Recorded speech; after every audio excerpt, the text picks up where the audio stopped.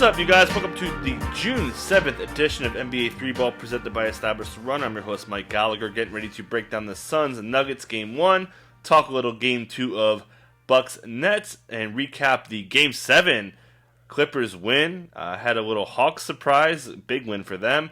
Talk about all that, some just overall thoughts, and let's get to it here in 10 minutes. Hit the thumbs up and subscribe, please. And yeah, getting to the Nuggets side of this. Yeah, they haven't played since January 23rd, crazily enough. 2-1 edge in the season series with the Nuggets getting the win there. Obviously, Jamal Murray played every game. Played 41 minutes in the season series per game, so that's a huge, huge hole. And really, Monte Morris is the guy I want to talk about first. And Mike Malone said that he was a whole new player the last two games, and we saw that. I mean, he affected the game so much, just dominated the offense. Took a lot of pressure off Joker, which is going to be imperative here with a big body on DeAndre Ayton again. And yeah, just massive ball handling for Monte Morris. Over 9 minutes per game in the last two games of ball handling. That's more than Russell Westbrook had as a reference point. So he'll be really, really busy. Expect him to be a pretty big part of this offense that'll cut into Facu Campazzo. And we should probably see a decent amount of Austin Rivers. Monte's going to probably have Chris Paul on him, while Austin Rivers has probably a lot of Booker, so possibly a opportunity for Austin Rivers, at least until Will Barton comes back. Certainly, the Joker should be pretty productive here in this series. We saw him really see his usage rate spike in the first round, 35 usage rate in the first round, even with Nurk on him for most of that time, compared to a 29.3. So they really funneled offense through the Joker. Should be a pretty similar plan, although the Suns were a little more aggressive, and they are a little more aggressive in trying to take top players away. They've done it with Curry. We saw them do it with LeBron, that they really prioritized stopping the top options. So probably expect that 35 usage rate to come down, probably closer to 30 still. Joker should be pretty busy in this series. And yeah, those two guys will carry most of the offense. Obviously, MPJ will be a big part of this. If they do indeed really prioritize stopping Jokic, I could see MPJ getting loose here, even with a combination of Mikal Bridges and Jay Crowder on him. The Suns are somewhat vulnerable. Their defense hasn't really been the same, specifically lately. On the season, they were sixth, but we really saw them kind of fall apart after the break. They did play great. Their starters specifically in the first round were outstanding. So certainly MPJ, I expect them to be better because the Blazers really tried to take MPJ out of it, and then as the series went on, they got more of that on-ball stuff from MPJ. So I think it could be a pretty big Michael Porter Jr. series, or Michael Jr. Porter, as that hilarious Barkley thing that went around said. But yeah, after that, not too much going on.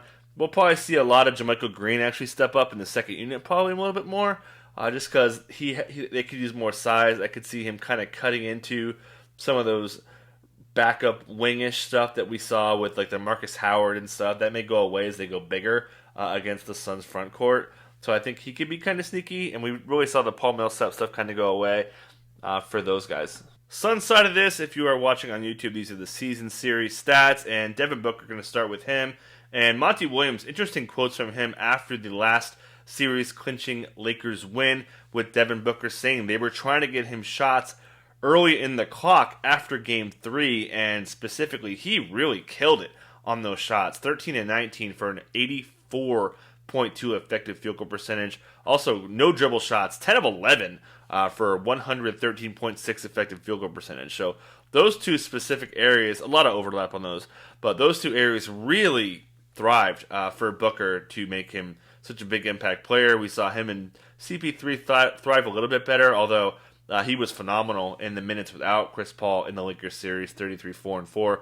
Expect him to be pretty productive here. Should see probably a lot of Aaron Gordon, but I don't know if that's going to really matter. Aaron Gordon does have the length, but I think Booker is kind of that guy that can just take tough shots. Monty Williams talked about how he wants to see Booker kind of be, he called it the best at his position, and Booker felt that way too. So expect a lot of shots for Booker. After, tougher matchup against the Lakers, we saw a lot of KCP. He got roasted. Whoever the Lakers put in front of him, Booker just killed him. So certainly on paper, it's not a great matchup, but I think Booker's in a pretty good spot. Obviously, Chris Paul with that shoulder thing, time off, going to help him. And in the last 3 games, when he got kind of healthy, 23 usage rate in every game. That's a pretty encouraging sign. doesn't have that attacking mentality yet, doesn't have the range either. We saw his three-point stuff kind of just go away entirely. So Chris Paul probably doesn't have the biggest upside. And then DeAndre Ayton, he's going to be a big risk for DFS because he's going to have to guard Joker. You're going to worry about the foul stuff. But they're feeding him. He's a whole new player from when they faced off back in January. So I expect him to be pretty active. He had 13 paint touches per game in the Lakers series. They really use him as a screener more often to generate their offense. And I think they're going to really try to attack Joker. So on the one side, foul risk. On the other side, if he avoids foul trouble, I think he could have a pretty big series. Other starters should play quite a bit. Jay Crowder is going to be really important, as is Mikal Bridges in this series as well. So I expect those guys to play a lot in a pretty tight rotation. We might see Dario Saric kind of leapfrog Kaminsky after he kind of flipped over there. But other than that, the starters are going to play a lot in this series. And to perhaps the biggest news of the day besides the results today, James Harden only has tightness in his hamstring kind of day to day. Did get ruled out for game 2, but he has a chance to return in this series. That's really good to hear after he pulled his hamstring the third time in 2021. Really discouraging stuff. Both him and Conley, third time. Not great for a hammy strain. Very highly aggravated muscle injury. So he's going to miss at least one game, probably more.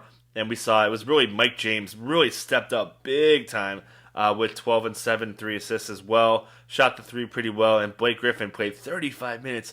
I cannot believe he played that much time, as DeAndre Jordan still did not crack the rotation. Bruce Brown did start the second half for Harden, and then obviously Kyrie and KD. Kyrie specifically, 45 minutes from Kyrie. Had Drew Holiday on him. Played great. I thought he played pretty solid defensively as well. Should see a pretty similar rotation, and yeah, just Mike James really stepping up was the key to this big win for them, and it should be a pretty big factor here today. Bucks, nothing crazy minutes-wise. We saw Giannis only get 35, and as I mentioned on Twitter that they were running so fast. Their starters had 114 pace, and after the game, Mike Budenholzer said he wants to keep his guys fresh going into late games. He said this many, many times, so he kind of has to change that. I think he will, so I think we'll see more Giannis. But yeah, Tucker played a lot on KD, did a pretty good job as far as you can do on Kevin Durant. We know we're going to see a lot of Drew. Pretty decent amount of Brook Lopez with 28 minutes. We did see some of that tuck wagon center time for a few minutes. Non-center lineups used for 6 minutes, so that's very noteworthy as well. They actually went huge. They went Tucker, Teague, Giannis, Portis, Lopez, Gigantor lineup for a few minutes in this series here too for the opener. So should be a pretty similar rotation. They didn't get that many wide open threes, only 10, but it looked like there were more, to be honest. So we'll see them pretty much have a pretty good spot. Want to put a bow on the Mavericks season, man. Porzingis played a bunch, 43 minutes, still didn't really do much defensively. Really costly, just a really rough season for him, especially in the playoffs. Finney Smith was easily their second best player in the series, and Luka, man, my God, 46 and 14 for him. It's tough, man. This team has nobody besides Luka. Maybe they get crazy. Mark Cuban said he's probably keeping Rick Carlisle, which is justified. Carlisle's been a really good coach. Clippers will get the Jazz. I will save a lot of this stuff for tomorrow to preview the series with the Jazz. But headlines here, Reggie Jackson hit some big shots late. Terrence Mann also was really big time off that second unit. And Luke Kennard went bye-bye to Rajon Rondo, Patrick Beverley. Kennard really coming out of nowhere. Stepped up big time, hit some big shots. Outstanding play from him.